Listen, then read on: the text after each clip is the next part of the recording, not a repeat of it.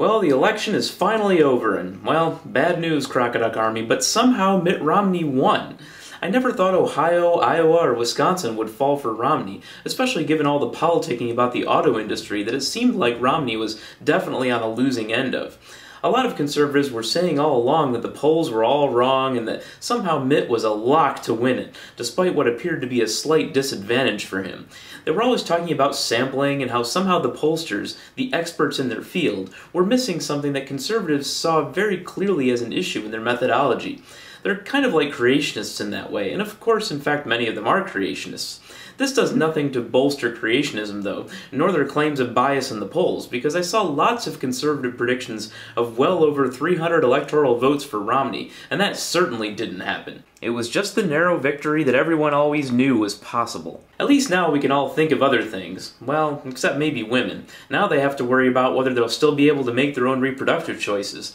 Mitt has a very good chance of replacing one of the 5 justices who would keep Roe v. Wade intact. And as soon as that happens, the pro-life movement is poised to immediately bring a case to the Supreme Court to overturn it. Then the abortion debate will rage in all 50 states, and it will get uglier. At least if you're a woman and don't live in a red state, you'll probably retain control over your own body.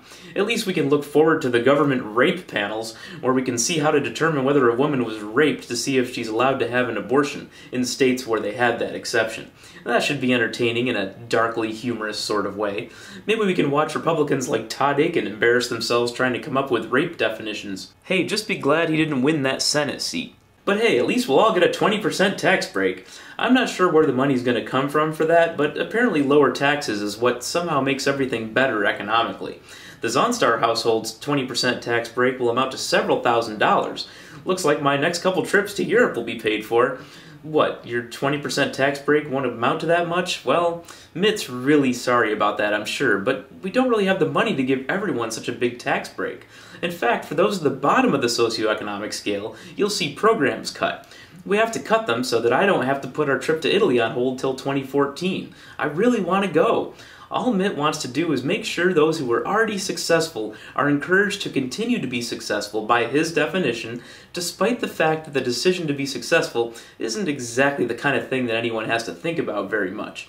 Wow, do I want to be successful or not? It's such a tough decision.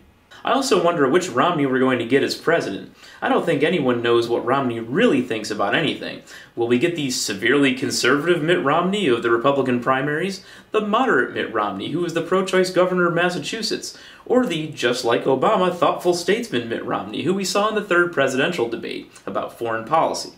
That's anyone's guess. He's going to have quite a tightrope to walk, though, because a lot of my conservative friends were big on Santorum, and they were following the primaries with a, shall we say, frothy mix of interest and enthusiasm to try to get old Rick Santorum elected. If Romney doesn't toe the line with the conservative base that he didn't even have until the general election, then he could be in for the same reduction in enthusiasm that Obama had from his base in this election. We can look forward to 4 more years of bitter partisan divide, which we would have had with any result, really. I think that the most underappreciated aspect of the Romney victory will be foreign policy. I think we all know that Romney isn't going to get tough on China, as he likes to put it. For someone that insulted numerous countries and regions in his zest to get out the redneck vote, he has some bridges to build overseas.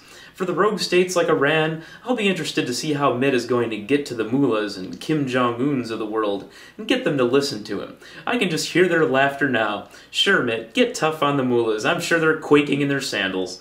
I don't envy the task that he has ahead of him. Well, good luck, Mitt. I'm pretty sure you're gonna suck as a president, but I sincerely hope I'm wrong.